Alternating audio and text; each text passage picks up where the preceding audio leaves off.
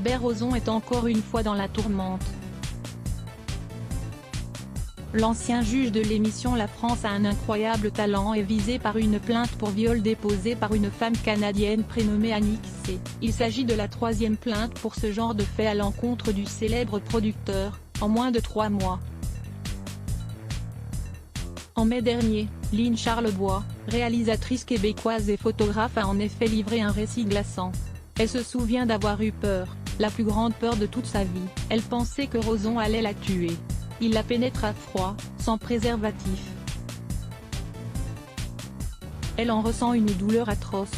Expliquaient ses avocats, précisant qu'elle avait 24 ans au moment des faits. En avril dernier, c'est une comédienne de 62 ans prénommée Patricia Toulasney qui a déposé une plainte au palais de justice de Montréal. Dans sa plainte, elle assure qu'en août 1995, Gilbert Rozon, avec qui elle travaillait dans un cadre professionnel, l'aurait raccompagnée chez elle après une représentation théâtrale. Arrivé à son domicile, le fondateur de Juste pour rire aurait alors plaqué Patricia Toulasney contre le mur, se serait jeté sur elle et s'est mis à déboutonner sa robe. L'actrice aurait tenté de résister au début avant de prendre peur, se figer et laisser faire.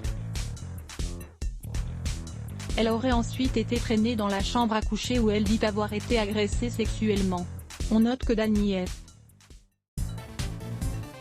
s'ajoute à la liste des femmes ayant récemment porté plainte pour viol contre Gilbert Rozon. Une quatrième plainte pour viol aujourd'hui. Gilbert Rozon est à nouveau traîné en justice par Annick Charrette, la première femme à avoir osé porter plainte pour viol contre lui en 2017. Après avoir intenté une action en justice au pénal, la femme de 66 ans qui n'avait pas obtenu gain de cause, tente sa chance au civil pour espérer voir le producteur condamné.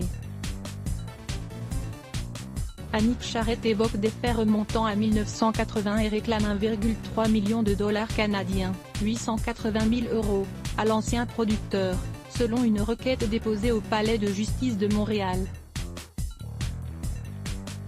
Dans cette nouvelle poursuite au civil consultée par l'AFP, la plaignante assure que Gilbert Rozon a menti lors du procès pénal en inventant de toutes pièces un scénario qui inversait les rôles.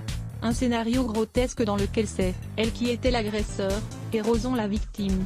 Alors qu'Annick Charrette assure avoir été réveillée par Gilbert Rozon qui tentait d'avoir une relation sexuelle avec elle alors qu'elle passait la nuit à son domicile.